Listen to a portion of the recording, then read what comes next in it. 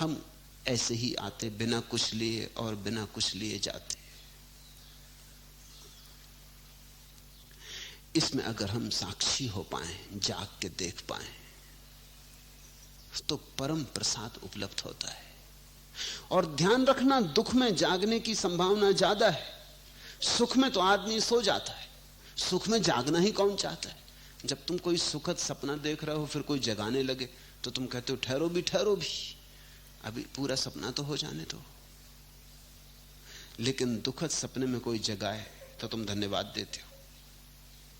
फिर ख्याल करना, कहते हैं ना हम कि दुख में भगवान की याद आती। दुख में हमें दिखाई पड़ना शुरू होता है इस जगत का सत्य। सुख में तो आंखों पर पर्दे पड़ जाते और झूठ सच मालूम होने लगता है। दुख में असलियत दिखाई पड़ती।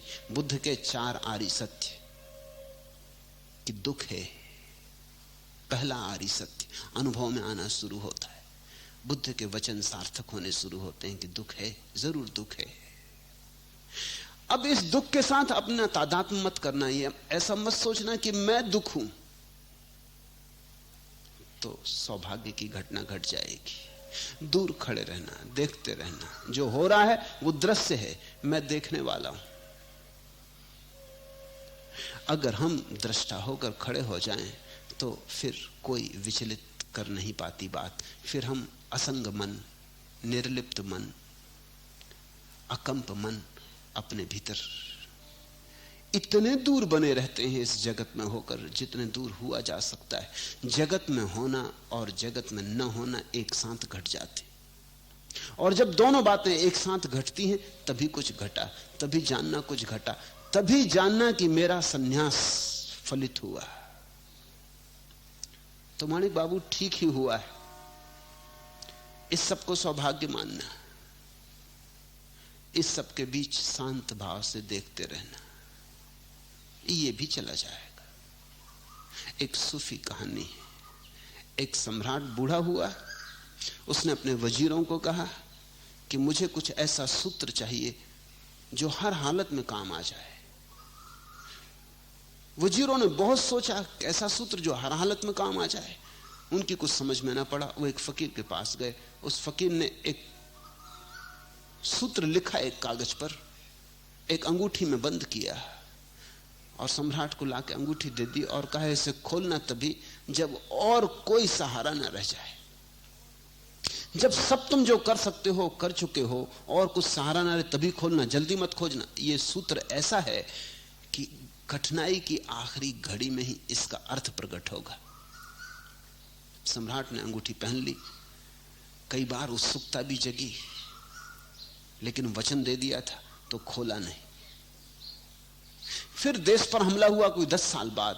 सम्राट हार गया, भागा अपने घोड़े पर। जंगल में दुश्मन पीछा कर रहे हैं, दुश्मन करीब आते जाते, उसकी घबराहट बढ़ती जाती। तभी उसे अचानक अपने हाथ में अंगूठी की याद आई और तभी वो घड़ी भी आ गई। लेकिन सोचा कि अभी भी ऐसी घड़ी कहां आई है, अभी भी बच सकता हूं, अभी भी कुछ कर सकता हूं। लेकिन वो घड़ी भी आ गई। आगे जाके रास्ता समाप्त हो गया, नीचे खाई थी, पीछे लौट नहीं सकता था। दुश्मन करीब आता जा रहा है। घोड़ों की टाप और भी करीब आने लगी, और भी करीब आने लगी। उसने आखिरी क्षण तक धीरज रखा। जब उसे लगा कि बस अब क्षण भर की देर है कि दुश्मन आ जाएंगे, उसने अंगूठी खोली, कागज निकाला। कागज में कुछ भी न था, एक छोटी सा वाक्य लिखा था, दिस टू विल पास, यह भी बीत जाएगा। एक क्षण में जैसे एक बिजली कौंध गई। एक क्षण में उसे दिखाई पड़ा अपना सब जीवन, सब बीत गया। तो स्वभाव था यह भी बीत जाएगा, रुकता क्या है। बचपन नहीं रुका, जवानी नहीं रुकी, पिता नहीं रुके, पत्नी नहीं रुकी, बेटे नहीं रुके, कुछ नहीं रुका, आया और गया। गंगा कितनी बह गई। जीवन के इस चित्र को देखते वो तो भूल ही गया क्षण भर को कि दुश्मन पास है। और जब वो जागा इस जीवन की कथा से, तो अचानक उसने पाया घोड़ों की टाप सुनाई नहीं पड़ती, वे किसी और दिशा में मुड़ गए थे। 7 दिन बाद वो पुनः जीत गया, वापस अपने महल में आ गया। जब महल में आया तो बड़ा उसका स्वागत हुआ, असरफियां लुटाई गईं, फूल फेंके गए, सारे गांव में दीपमालिका जलाई गई, सारा गांव पागल होकर नाचा, उत्सव मनाया। जब ये सारे उत्सव में अपने हाथी पर सवार उसकी शोभा यात्रा निकल रही थी, तब एक क्षण को फिर उसने अंगूठी खोली। ये सुख, उसने फिर वो कागज पढ़ा, यह भी बीत जाएगा। उसने अंगूठी वापस कर ली। जैसा वो अलिप्त हो गया था दुख की घड़ी में, वैसा ही अलिप्त हो गया सुख की घड़ी में भी। कहते हैं वह सम्राट बिना कुछ किए समाधि को उपलब्ध हो गया।